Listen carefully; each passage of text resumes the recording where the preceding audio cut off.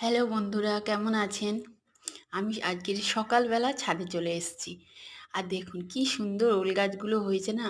আমি ভাবতেই পারিনি। আর এখানে না শাকের দানা ফেলেছি, তো ওই জন্য ছাতা দিয়ে রেখেছি। এখন তো প্রচুর বৃষ্টি হচ্ছে। যখন রোদ হয় তখন একটু তুলে দিই। আর এই দেখুন, আমি কোনোদিন ভাবিইনি যে মানে কি বলবো, মাটিতে চাষ ছাড়াও ছাদে করা যায় বা ব্যালকনিতে করা যায়, টবে কিংবা বালতিতে, এইরকম জায়গায়। তো আমি এখানে একটা ফলের ক্রেটে পুঁইশাক গাছ দানা ফেলেছিলাম, একটু গাছ বেরিয়েছিল, সেই গাছ এখানে পুঁতে দিয়েছি। তারপর একটু বড় হওয়ার পরে আমাদের কাজ হয়েছিল, কিছু বাঁশ ছিল, সেই বাঁশগুলো আমি কেটে কেটে এখানে ছোট্ট করে মাচা করে দিয়েছি। তো এত সুন্দর হয়েছে পুঁইশাকটা, মানে আমার কি ভালো লাগছে আমি কি বলবো। আমি মানে ভাবতেই পারিনি যে এইরকম আমি করতে পারবো চাষ-টাস।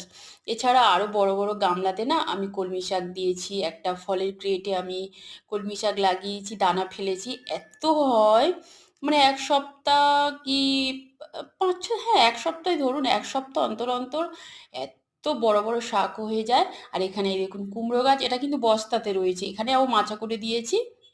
এখানেও কিছু পুঁইশাক গাছ দিয়েছি। দেখুন কি সুন্দর, এখান থেকেও কেটে নিলাম। এখানে অনেকগুলো টবে দিয়েছি পুঁইশাক গাছ। এখানে এটা একটা গামলাতে রয়েছে। আর এই দেখুন, আর এই দেখুন, এই যে এতগুলো পুঁইশাক কেটে নিয়ে এসেছি। আজকেরে পুঁইশাকের তরকারি করব। আর পুঁইশাকের রান্না করেছিলাম, খেতে কিন্তু ভীষণ ভালো লেগেছে। আর কয়েকটা ঢেঁড়সও কেটে নিয়ে এসেছি।